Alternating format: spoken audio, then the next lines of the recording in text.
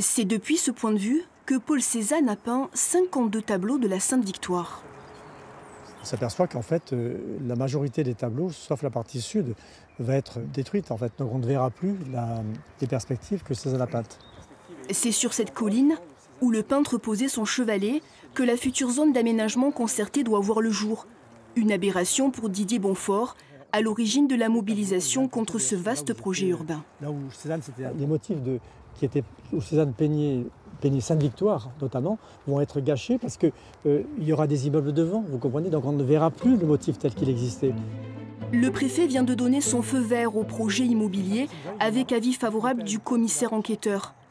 Pensée depuis 30 ans, l'opération prévoit plus de 3000 logements, 6000 m² de commerce, 70 000 m² de bureaux. Un nouveau quartier loin du centre-ville où vivront à terme jusqu'à 12 000 habitants. Cet ancien architecte dénonce une aberration sur le plan de l'urbanisme. Le projet est obsolète parce qu'on va faire 3500 logements. 3500 logements dans un site enclavé naturel. Des alternatives à ce projet, il y en a 3. C'est la première couronne de la ville d'Aix. On peut faire 7000 logements. Deuxième point, tous les logements vacants qui comprend 6000, 7000 logements. Et la zone d'activité des milles qui va certainement être en pleine mutation, dans laquelle on peut faire de la ville. La mairie d'Aix-en-Provence l'assure, Cézanne sera au cœur de l'aménagement.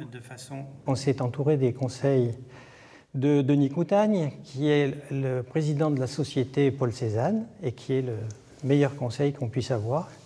Donc c'est avec lui qu'on a bâti le plan de ce quartier. Donc les vues cézanniennes dans ce projet ont été totalement préservées. Les grands axes que j'ai proposés qui permettent de voir la Sainte-Victoire dans l'axe qui était celui que Cézanne avait retenu restent visibles. Les principaux lieux où Cézanne a posé son chevalet, à la limite, il pourrait encore poser son chevalet à ces endroits-là. Les membres du collectif de défense du site cézannien ne désarment pas. Ils ont lancé une pétition et s'apprêtent à porter l'affaire en justice.